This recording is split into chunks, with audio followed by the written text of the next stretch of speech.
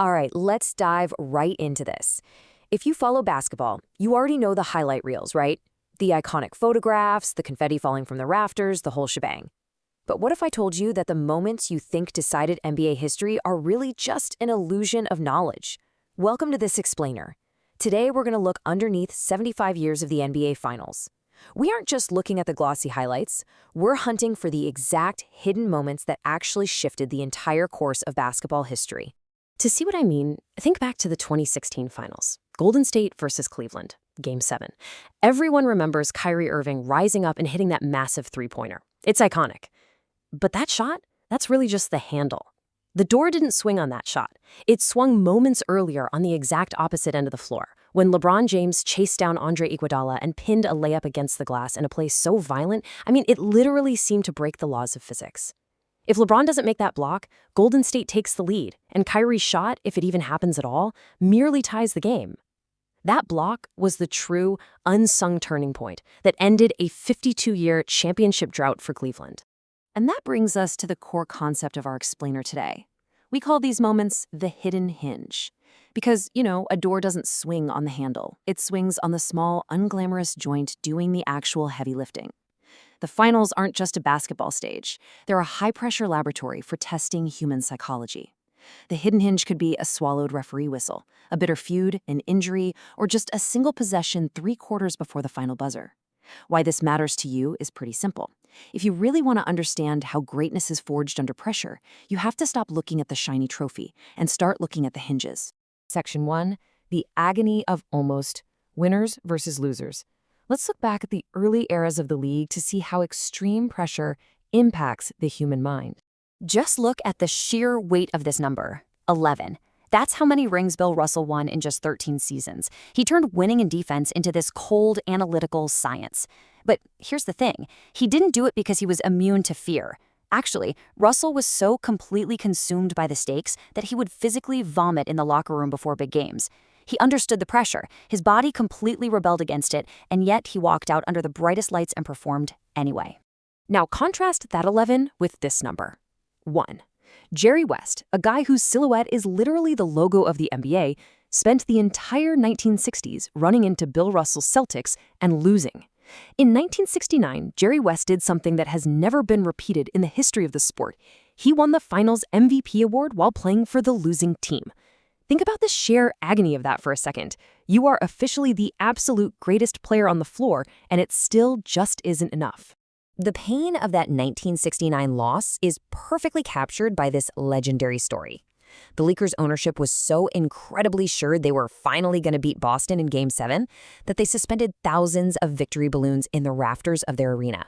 But the balloons stayed right there in the rafters. Boston won again. The finals lights don't just reveal greatness, They engrave pain on those who are almost good enough. Every dynasty is built on the bodies of magnificent teams that did absolutely everything right and lost anyway. Section 2. Breaking the Detroit Wall. Overcoming greatness.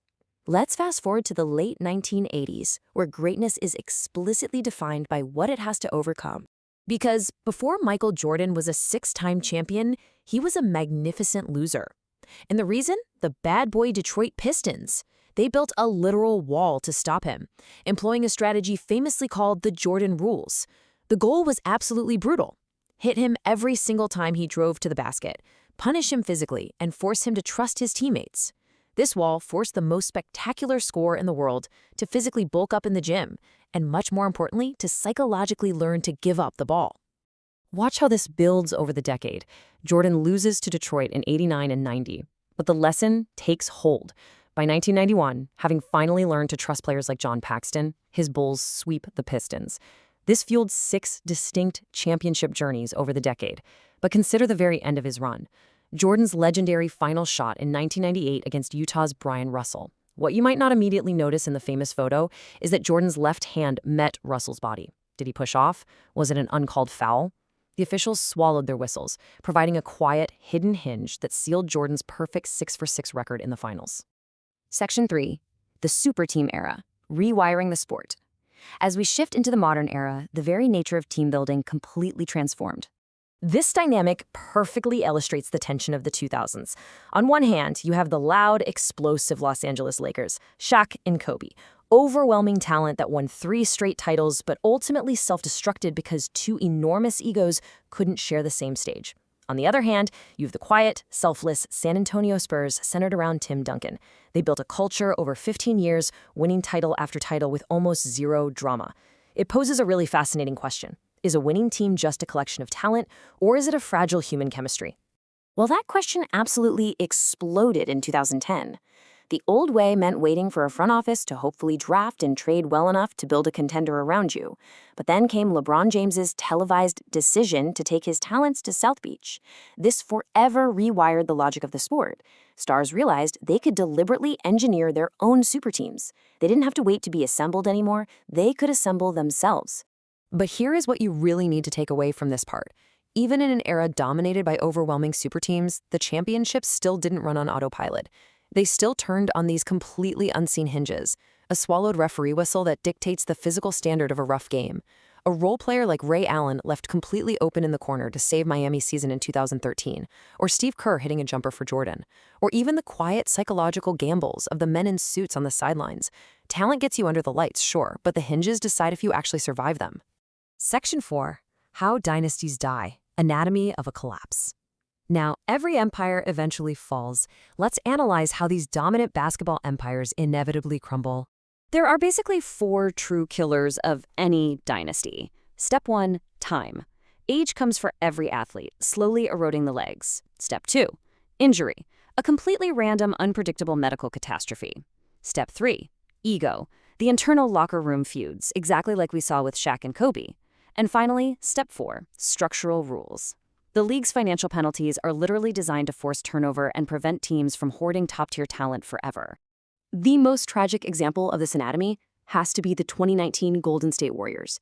I mean, they added Kevin Durant to a historic 73-win team. They were an invincible, apex predator of a super team. But in the 2019 finals against Toronto, they were undone in an absolute instant.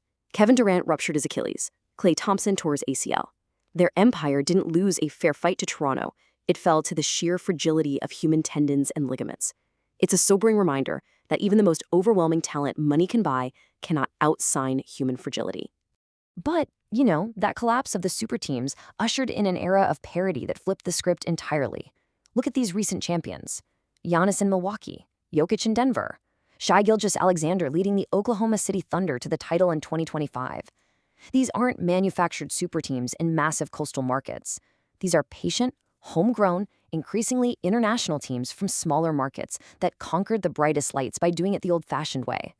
They prove that, even today, you can still build a culture rather than just assemble a roster. Section 5. What the Lights Reveal. The Philosophical Weight. Let's zoom out for our conclusion, to examine the true weight of winning a ring and the limits of modern data. We live in an era of analytics. Front offices use highly sophisticated data models to optimize literally everything. And hey, that works beautifully for an 82-game regular season. That's the measurable side. But then you have the unmeasurable. When you reach a Game 7, under the finals lights, the sample size shrinks to one single night. Statistical confidence completely breaks down.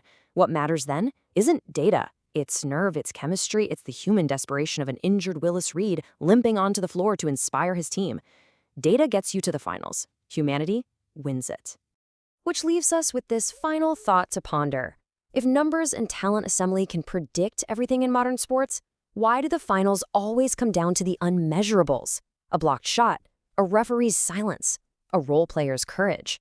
The brightest lights don't just illuminate the best basketball players. When the margins vanish and there's nowhere left to hide, the lights ultimately reveal what we are truly made of.